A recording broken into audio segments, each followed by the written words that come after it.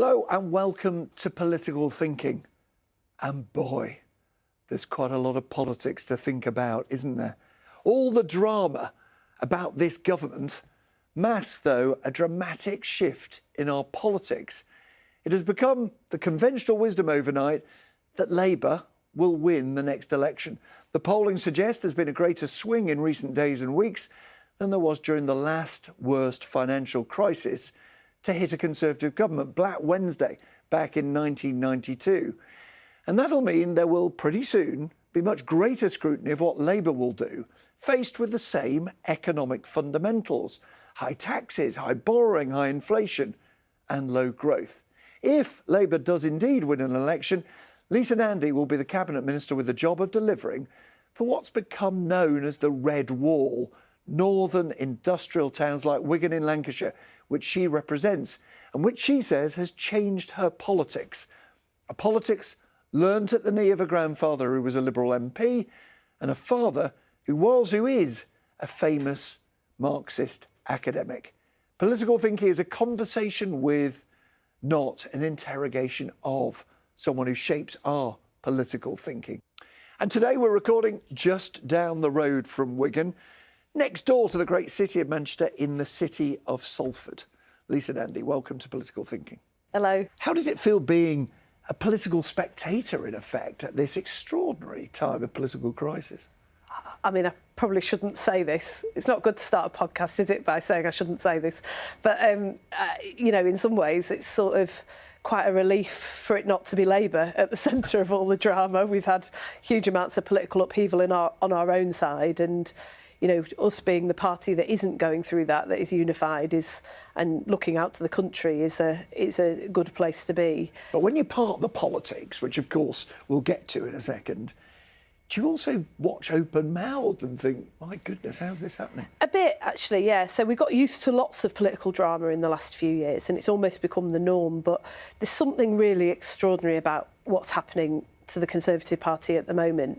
When Boris Johnson fell, I was sitting on a bus in Berlin. We'd gone over there to look at what was happening in Germany, how the SPD government is starting to reconstruct the country to deliver for, as you said in the intro, for those sort of what are known in Britain as Red Wall, industrial, coastal communities that have not seen that economic growth and that success in recent years, but actually also how to deliver for the whole country. Because if you get things working in those places, you get the economy firing on all cylinders and everything starts to work. And we're sitting in this bus in Berlin, sitting in traffic, and we're watching on, I think it was Annalisa Dodds, who was our party chair, had managed to get a connection. And we were watching on her little phone, Jonathan Ashworth, who's working pensions, and her and myself at the back of this bus while Boris Johnson resigned and the government collapsed and the Tories descended into chaos. And I suppose it's a bit of a reminder that things can happen very quickly, but it's also, I think what's happened next is really unprecedented and extraordinary. At the moment, the Tories feel a lot like two parties within one party. I think that sort of happened to Labour a few years ago, but it's certainly happening to them now. And does it affect you more directly, in a sense? You think, better smarten up now, you know, they're going to start doing what I've just done in the introduction. They're going to start talking to me, not as, oh, we've got to have the opposition on, but as the next Cabinet Secretary for. You've completely busted me. I walked in here and brushed down my suit and said I need to smarten myself up. We might be in government in a few weeks. But it must be very curious for you. You were born in 1979, the year that Margaret Thatcher came to power. So your entire childhood is with the Conservatives in government. Then you don't get into Parliament until 2010. So the whole of that period then is spent under a Labour government. And ever since you've been directly in politics, as a member of Parliament at least, you're under the Tories again. Yeah, although that is part of the reason that I stood for Parliament in 2010, because I'm from Manchester originally, although I'm towns, and everyone knows that, you know, I spent my teenage years in Bury and I've made my home in Wigan. I grew up in Manchester in the 1980s in a very angry, divisive time, and I was 17, I was almost 18, I didn't get to vote, but I was 17 when I saw my first Labour government. And there was this feeling during that time that progress was inevitable. And if I've learned anything in the recent years, it's that if you want a better country, you do have to go out and fight for it every day. That battle is never won. So in 2009, I came back to Manchester for Conservative Party conference. I was working with child refugees at the time, and the Conservatives were here. Hadn't seen lots of Conservatives in Manchester for a very long time. It was quite an unusual sight. They were absolutely certain they were going to win the next general election. And I just thought, I've got to do something about this. That sense that you've got to fight for things you believe in. Do you think you learned that from your dad? I mean, your dad was an activist as well as an academic, Lisa Nandy. Very important in the history of race relations in this country, the founder of the Runnymede Trust, for example. Do you remember as a child the fights he had and had to have? So it's sort of the stuff of legend in our house, and a lot of the stories that I think I remember, I don't remember because I was far too young. But when I was little, we had the Moss Side riots just down the road from where I was growing up. The demonisation of a lot of people in that community, particularly young black men. And my dad was very involved, as was my mum actually, in trying to turn around the perception of what was happening. I mean, there's a story that my mum tells now. My dad occasionally tells it, but my mum normally tells it about when my dad was... He's a photographer, he's a sort of amateur photographer, but he's very good at it and very into it. And he'd gone off to take some photos of what was happening to document it, and he'd stuck his nose into a police van and started taking some photos of the police who were doing some apparently fairly dodgy things. They chased him looking at porn. Yeah, that's what the legend says. And out he comes, chased by them. He wanted to get up close because it was a better quality of photo. That is my dad all over. He does ridiculous things to get the right photo. And off he went, straight back to the house. My mum opens the door. He bowls through the door. The police are following. She's blocking them with me, who was a little baby, and my sister, who was a toddler. But they get through the house, and he's over the fence, into the neighbour's garden, over the next fence, and goes and hides in the neighbour's house till it was all over. So it was pretty close up. You know, the action was all around us. But it was also, it could have been a very dispiriting time, because you could have just looked at it and thought, everything is rotten, everything is broken. And I suppose in some ways that's partly where I broke faith with the Labour Party when Jeremy was leader, because I'm not in politics because I hate the Tories, although, my goodness, they're making it quite easy at the moment. I'm in politics because I believe this country can be better. I know it can be better. And it only happens if every generation picks up the baton and fights for it. It's interesting you say that. Are you uncomfortable with the idea that you should say of your opponents, I despise them? Yeah, I am actually. I was thinking about this. I was listening to Question Time the other night, and there was a bit of a debate about it. I think I'm uncomfortable with it partly because I think that dehumanising people in politics is a really, really corrosive thing. You know, one of the things my dad taught me, because he's an academic, is that you should meet your opponents at their strongest argument and defeat it, not their weakest. And it's the arguments that matter. You get some very good people who have, in my view, some very bad ideas, and the clash of ideas matters, and you should always engage on that level. But I also just think politically it's a bit daft, isn't it? Because politics is about persuading people and taking people with you. And a lot of people in this country voted for the Conservatives at the last election, and the one before, and the one before that, and the one before that. And just writing all those people off as if they're not worthy of consideration just seems to me the wrong approach. It's interesting that you have become identified as not a spokeswoman for, but someone who cares passionately about towns, and particularly northern towns. But as you said, you grew up in a city, you grew up in Manchester, where we're broadcasting from here. It's also the case that you lived for quite a while in London. You were a councillor in London. I went to uni in Newcastle as well, which were the 3 best years of my life, bar none. Was it actually just going to become the candidate and then the MP for Wigan in Lancashire that began to change the way you saw things? I know you're writing a book at the moment, don't you? Yeah, and it starts with a story about Wigan and about how we saved Wigan Athletic.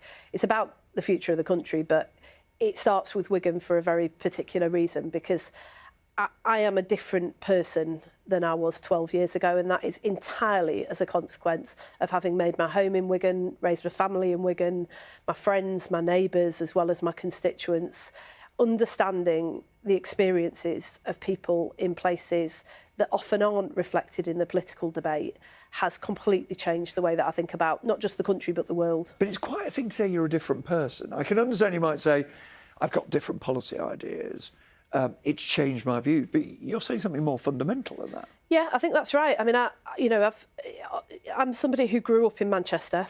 I come from a fairly middle class, fairly liberal, socially liberal background. I went to university. And in that, I'm quite unlike, not all of my constituents, but a fair chunk of my constituents who come from a very working class background outside of a major city. Many of my older constituents didn't go to university, although the younger ones now often do, in no small part thanks to the last Labour government. On a lot of issues that have become really big hot-button issues for Labour, like immigration and social security and human rights and Brexit, quite famously, I've had to find a way of compromising and accommodating and understanding where a lot of my constituents are coming from, as they've had to sort of get used to me and understand where I'm coming from as well. And that's made me a different sort of politician, much more consensual, much more interested in negotiating my way through shared challenges. And in turn, I think that's made me a different sort of person. Representative democracy is the most awesome thing. When you get elected as a representative, you almost can't quite believe that these, hundreds of thousands of people that you've never even met have ticked a box to say that you can represent them. Of course, they're voting for your party. They're not just voting for you. But, they're trusting your judgment because they're not going to monitor everything that you do and say on things like going to war, huge major decisions that are going to change their lives and their families' lives. And when those people don't feel represented at all, not just by the person who's supposed to represent them, but by the whole political system, that is when the whole system collapses. And I still don't think to this day that most of the political, I say establishment, I don't like this sort of elites versus people because I think there's lots of normal people in the political world. But I still don't think that the political system, whether it's journalists or politicians, understand how close the whole system came to collapse during those Brexit years. Collapse? Yeah, absolutely. What? Define collapse in what way? That people felt that the system not only had failed to represent them for a very long time, but was actively working against them and was blocking change that most people, I think, have started to see now was very badly needed. And that led But that wasn't just, forgive me, some of the issues that underlay the vote for Brexit, was it? It was also the view that, and I put it in inverted commas, that the establishment didn't want to listen to the people who voted leave, were actually doing everything in their power to overturn that, whether it was through Parliament, whether it was through the Supreme Court, whether it's through campaigns in the media, a sort of sense that we were given the vote and then people didn't want to listen to our vote because we happened to vote the wrong way. Yeah, but it was much more fundamental than Brexit. Brexit became the sort of catalyst for all of this, but it wasn't really about the European Union. It was about a political system, an economic model that wasn't delivering for people, and a political system that told them that they were stupid, that they were dinosaurs, that they were racist, that this was progress and they either got on board or got out of the way. And I just remember that on the day of the referendum, leafleting in Wigan Town Centre, and it was a pretty awful experience because we were leafleting for a Remain in a town where people had pretty much made up their minds by then that they were definitely going to vote Leave in large numbers. A third of people voted Remain, but 2/3 voted Leave. And I remember this guy coming up to me and saying it won't make any difference anyway. And I said to him, it absolutely will. I mean, this is one of the few elections where your vote really does count. And he said, no, because they'll never do it. They'll never do it. Whatever we say, they'll never do it. They'll do what they want to do anyway. And I said to him, you are wrong, and you've got to think about this really carefully. Years later, when we were still going round in circles, trying to see if we could overturn the result, I couldn't stop thinking about that guy, and I thought you were right, actually. Should you not have tried to overturn the result? I mean, I wasn't in favour of the first referendum. I didn't vote for it. And I certainly wasn't in favour of having another one. I thought we got into a place as a country where we had an economic trade-off against a political trade-off. Essentially, you were either going to do damage to your economic system or you're going to do damage to your political system. It was an awful place for us collectively as politicians to have got the country into, but we had. And I thought that the mandate 48-52 was honestly for compromise. I still think that, but I think that is now widely accepted. I think mostly because the country wants to move on. Now, what is the connection between that and where you said you begin your book, which is the rescue for Wigan Athletic. Now, we're not a football programme, so we're not going to get into the structures. Thank goodness. Of it. But, what? Are you not going to tell me about the offside rule? No, I've literally, I still have no understanding. I go to the football, but I have no understanding whatsoever of what I'm watching on the pitch, and I've never pretended to. What I did have to do when Wigan Athletic nearly collapsed was to go behind the scenes and start to understand how the system works. And I tell you, 12 years in elected politics, and I've never seen anything as truly frightening and rotten as some of the things that go on in the sporting world. It was incredible. But the football club is, if you like, should care about keeping football clubs open. Yeah, because the football club is more than that. I mean, it's not just about our pride and our purpose and our identity. It's part of people's family history. You know, the chair of my supporters club, she used to go as a little girl with her dad. There's a season ticket. My stepdad was a lifelong Shakers fan. He went to Gig Lane, Bury FC, for those listeners who don't follow this sort of stuff. Yeah. He went to Gig Lane every week, and his last words when he died a few years ago to my stepbrother were, "What's the score?" These things really matter, but they matter economically too. You know, this is part of the economic and social fabric of the town, this club. Now, you did rescue it, or you were part of rescue it, but with a foreign owner. Yeah. Now, some people think it's foreign ownership that is killing football because it is dissociating football's community from the people who actually own clubs. Yeah, we fought really hard and we came together and we had to do some fairly extraordinary things and call in a lot of favours from some very good people in high places. But most of all, what I learned from that experience is that the system is tilted in favour of people who want to come in and make a quick buck.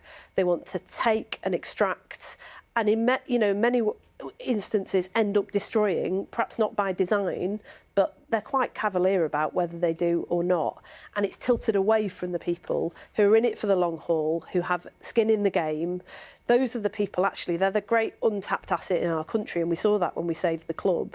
These are the people that will work harder and try harder and do more and think more creatively to make things work because they've got no choice, because it matters so much. And the way that it informed my politics, really, was that it made me understand that we've got to tilt the system back in favour of those people. And so you mean overall, Lisa, just to be clear, you're not having a conversation purely about football here, are you? You're saying this is a symbol far bigger than of the way the economy works. Yeah, absolutely. So that, you know, when you're the person who's sitting in your community watching ropey landlords from other parts of the world or other parts of the country coming in and buying up large swathes of the housing stock and creaming off the housing benefit and running the housing stock down and treating their tenants badly and ruining the local community, the power should be in your hands, not theirs, to do something about it. Is this levelling up Labour style?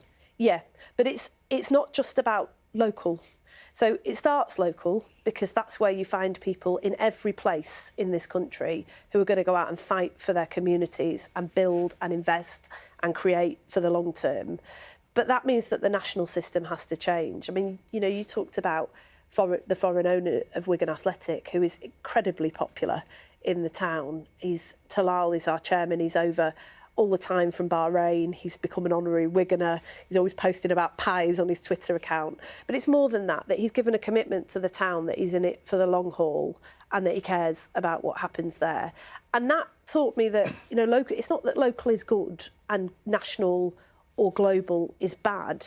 It's that we need national government to stop doing everybody else's job, micromanaging millions of decisions in communities that it has no clue about. And we need it to start doing its own job, which is tilting the balance of power back towards those people at global, at national and at local level. What do you say to someone listening to this who might say this is all hopelessly romantic? It's about saving a football club.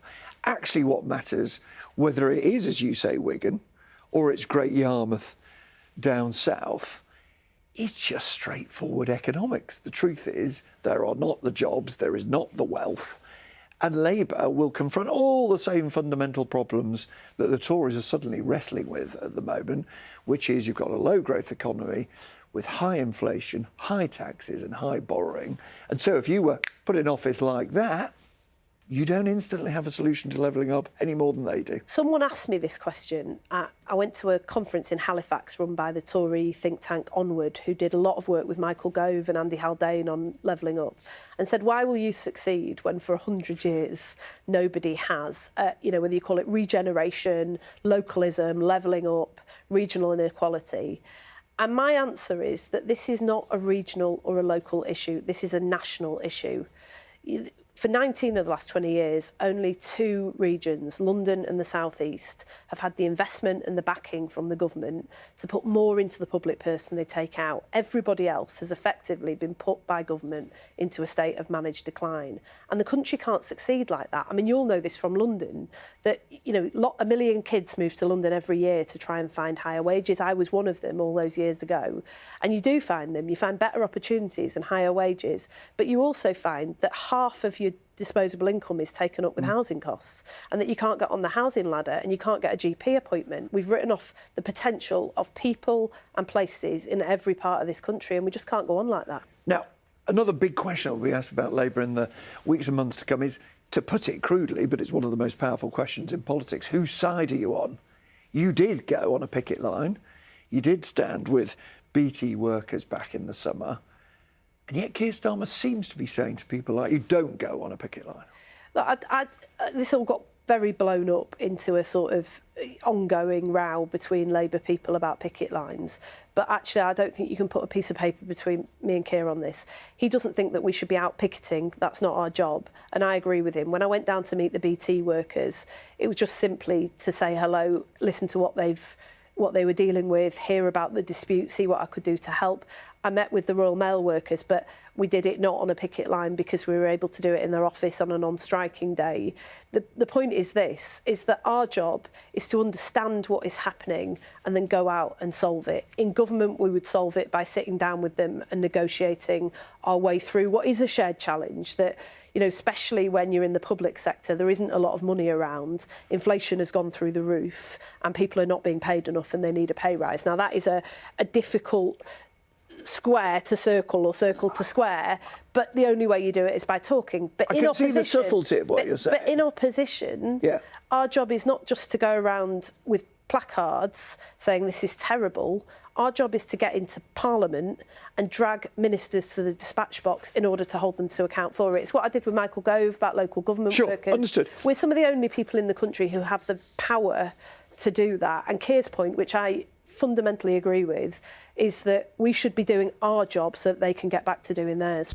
Now, I was reading the other day that you are ferociously competitive. No. Is this true? No, absolutely not. That your son's recent sports day, you went for the adult sprint? Well, what else are you going to go for? Yeah, cross the line with a dad who works as a professional sports trainer. Yeah, I was pretty pleased with that. Are you? I was out the traps much quicker than the rest of them. Are you? Well, if you're in, you're in to win. You're in it to win it. Yeah, absolutely. Well, otherwise, why take up space? Yes. But this is not my only piece of evidence. I'm told that board games are banned in Lisa Nandy's house. A little bit, yeah. Why? This may or may not be true. I've had to learn to tone it down a bit. I've now got a child who is of Nintendo Switch age. Okay. And I've had to learn to just be a little bit more zen. In my defence, I think there is something quite important about this. I learnt this from my mum, is that when you set your sights on something, if you know that it's the right thing to do, you should go for it and you should be all in. And in fact, that's the title of my new book, All In, because I think it's only by being all in that you actually grab hold of things and change them. And I'm not, really in politics for sort of, tinkering around the edges. I think we really do need to change things, and that means you've got to go for it. And when I stood to be leader of the Labour Party, it was always a long shot, of course it was, but we didn't do it by half measures because we felt it was so important and so much was at stake. And sometimes I look at politics and the way that we talk about things, and it's celebrated that men go out and fight for what they want and don't compromise and take no prisoners. And yet women are sort of apologetic for it. And I guess I'm sort of saying to you today, well, in fact, I am saying to you today, I'm not apologetic about it. I'm ambitious for this country. I'm ambitious for my constituents and my community. And I'm going to go out and fight for it. So we'll put you down for the next leadership contest. Oh, God. In 20 years' time, when we've been in government, we've sorted all this mess out, I'm fairly sure that I will be allowed to retire at that point and go around terrorising other kids with board games. That's my plan. One final serious question. You didn't look like you enjoyed it very much running for the leader. It was, it was one of the most stressful times that one of the most stressful decisions I've ever made, I think. And the reason was I felt there was so much at stake. I thought if we turned up and said Corbyn 10 out of 10, Brexit 10 out of 10, Labour 10 out of 10, we just need to put our foot on the gas and do more. I thought we'd make a decisive break with people in every community in this country, in every region, who had built this party and had lost faith with us. I didn't think there would be any way back. And so, win or not win, it felt very much like a small group of us trying to turn the ship away from the rocks. I think we did that, actually. And I think Keir has really run with that over the last few years. And it's been an absolute pleasure, actually, to be part of a team that is trying, again, not to fix the Labour Party, because we've done that. It's to fix the country. Lisa Nandy, thanks for joining me on Political Thinking. Thank you. It is one of the great cliches of politics that governments lose elections and oppositions don't win them. Like most cliches, there's a lot of truth in it, but not entirely. Labour had to change to have a prospect of winning, but they've done something else as well. Quite consciously said very little about what they'll do in power, not come up with a great policy perspective. Pretty soon people will want answers to the questions we've just been exploring. If you are living in an economy with low growth and high tax and high borrowing and high inflation, how on earth will Labour help the sorts of people it's committed to help? Thanks for watching.